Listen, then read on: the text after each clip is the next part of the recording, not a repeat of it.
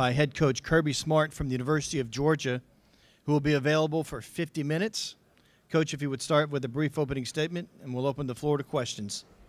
Yeah, it's an honor to be here today. Anytime you get an opportunity to play in a Sugar Bowl, it's a special time. I think it's one of the most historic bowls there is. It's even better when it's part of the CFP. Our guys have been hard at work and preparing for what is a great opponent in Notre Dame. I have a lot of respect for Coach Freeman, his staff. We have intertwined staff. We've gone against each other at different times. I think when you turn on the tape, their play speaks for itself, their physicality, their toughness. I had a lot of respect for their program, and we're excited to be here and very thankful that we get to play in a venue event, a historic game, all the classic Sugar Bowls that I grew up watching. It's always great to be a part of that. So with that, I'll close it out. Thank you, Coach. Members of the media, please wait for the microphone to ask your question. We ask that you identify yourself by your name and media outlet. Please raise your hand. We'll start right here on the right side, second row. Tom Zwiller of Irish Illustrated. Thanks for being here, Coach. I just had a quick question about Notre Dame's physicality. Like, how has it varied since you've played them in the past in 2017, 2019? And would you say that it has like the physicality or the feel of an SEC team at times? Yeah, when we talk about their team, it's in depth, like their backups, their starters, their offensive line, their receiving core, their defensive line. They're big, and that's what it starts with in the SEC. The line of scrimmages have to have size and girth because you have to take on these teams week in and week out that have great size. Notre Dame's built that way. They're built that way on paper, but then what you see on the tape speaks louder than the paper does. You see how they play. You see the toughness they play with. The linebackers are downhill thumping. The backs are elite. They're built like an SEC team, and I say that as a huge compliment because I think those rosters are some of the most talented in the country, and Notre Dame's built that way, probably more on the side of physicality. We'll go to Ted Lewis here in the right side, front row.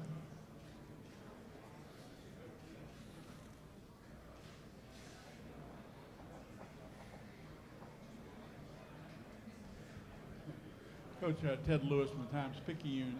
Two questions for you. First of all, yesterday, as you well know, Jimmy Carter died. I wonder if you ever had a chance to meet him and what and if you knew that he attended the Notre Dame Georgia Sugar Bowl back in 1980.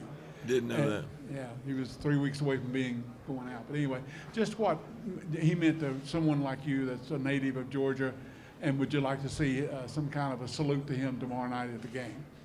Yeah, that's probably not a question for me to answer as far as a salute to him, but I certainly salute his life plan, his lifestyle, the way he lived his life.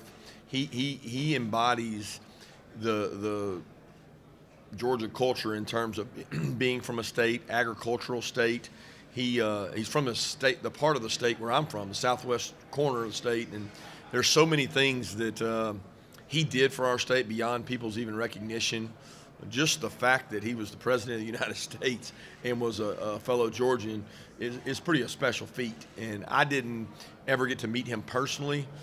I have a lot of acquaintances, obviously, that know him, and tremendous amount of respect for what he did and what he meant to our state. The other question is, James Franklin yesterday talked about the need for a commissioner of football because of everything that's going on. Suggested Nick would be good for it. I don't think he's coming out of retirement, but anyway, what do you feel like? I saw you the other day when they asked you about everything going on in December, how much trouble it did, or the distractions of NIL and transfer portal while you're trying to get ready. Does college football need a different structure, a commissioner, and maybe something outside of what you have now with conferences calling their own calls?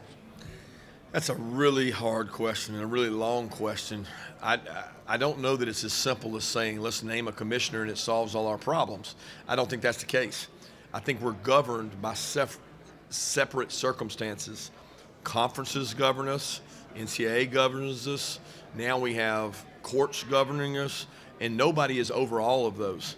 I think a commissioner would be a nice thing in theory, but what can they effectively get done if everybody can't agree on something?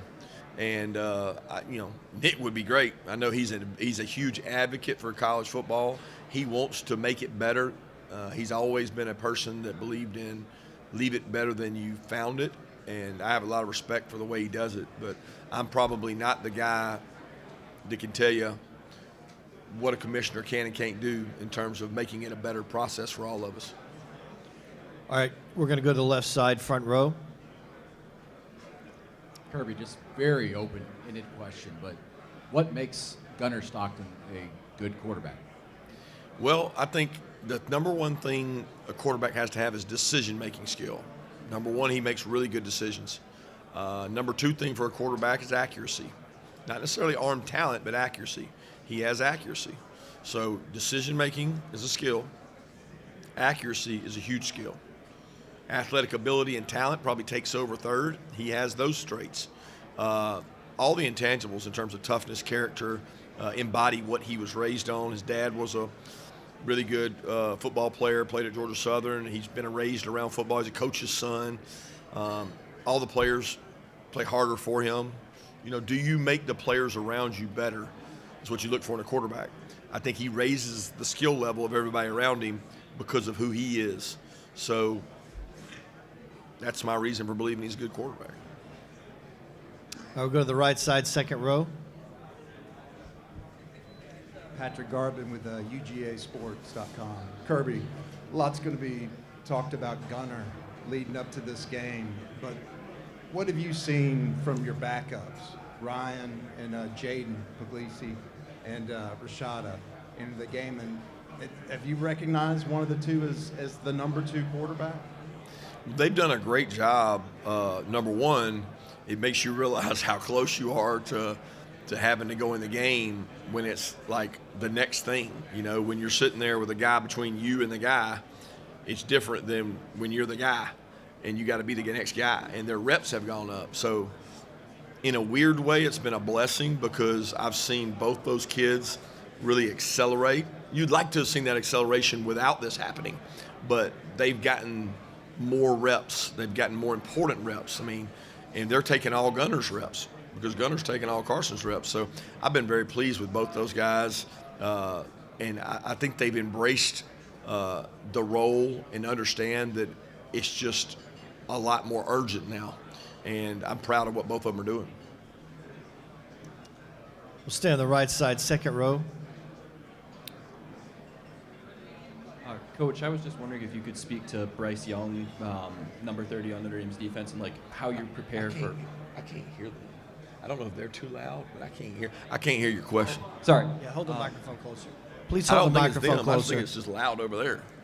So I was wondering if you could talk about Bryce Young, number 30 on Notre Dame's defense, and how you prepare for such a young player with a unique skill set who can be kind of a game changer on special teams. Yeah, he is an exceptional player. I wasn't aware of him until we watched a little bit of tape on both Indiana and Notre Dame before we knew who we were going to play. And I was like, who is this guy? 30. He is long, he is athletic, he is twitchy. And then while watching the game, he showed up more because it was like he made some flash plays. He's rusher, he's edge. And then when I dug deeper into the special teams, I'm like, this guy is phenomenal on special teams. His reach, his athleticism.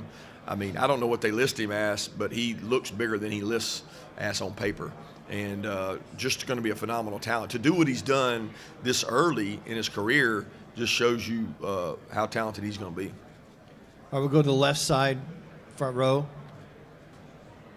Brandon Marcello, CBSSports.com. Kirby, how familiar are you with Anthony Knapp, the left tackle for Notre Dame, and did you ever be able to recruit him? Because I know he was just right in the backyard at Roswell a few years ago, or a couple of years ago. I missed what you asked in there. You said their left tackle, the kid from Georgia? Yeah, the kid from Georgia. What do you think of him, and did you ever get to recruit him at all?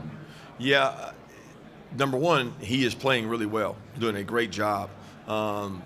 I remember him vividly being on our list and being a guy who's a good football player.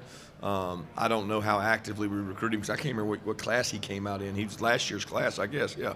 So I remember going by there, and he was getting ready to go to school. And we were actually looking at maybe another kid at their school that just came out this year. And what a good-looking kid he was. And he's playing at a high level for them, doing a great job. I know this.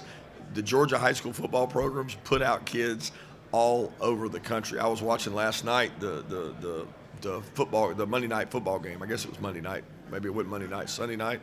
So watching the Falcons game, and I'm like, all right, there's A.J. Terrell making a hit on Chris Rodriguez, a kid from Kentucky and a kid from Clemson hitting each other, trying to make plays, and there's Georgia kids all over that field. The one thing you learn quickly as being the head coach at Georgia is you can't sign them all, and there's a lot of them that you end up missing on. And for a guy to start at freshman at tackle is really hard to do. Like probably one of the hardest things to do in football is play offensive line as a freshman, and he's doing it at a high level. All right, we'll stay on the left side, front row. Good morning, Coach. Morning. DJ Jones, Sports Visions. In previous years, we talked about this time of year and how important it was with you developing your players and the younger players. With all the recent changes as far as the portal, NIL, and all of that, how has that affected this part of it as far as the development? Yeah, I don't know how much. I feel like the years that we've had really good development are the years we get more practices. So this year we've gotten, 12, 13 bonus practices. And those are where you develop your roster at. That's where you get like an extra spring practice. So it's almost a multiplier where, all right, I got 2 spring practices for my guys, sometimes for your mid-years, but I get extra practices to get our guys ready. The SEC championship game is an extra week of practice. I don't know that the portal and NIL has had any effect on that development. What affects that development is if more of your guys go in the portal, you got less players to develop. So the guys that are in the transition period, the ones who went in and aren't practicing with their teams, and the ones that are getting ready to come to your team, they're not practicing with you, so they're not getting better. So the people that stay put tend to develop better and get better as they go, and that's kind of been the proof in the pudding for us. We haven't been a huge portal team in terms of taking guys out of it. We like to develop our own roster and grow our own roster from within, but certainly we want to get better each year with somebody from the portal, and we try to do both. We'll go to the right side, second row. Coach. Brooks Austin with Sports Illustrated.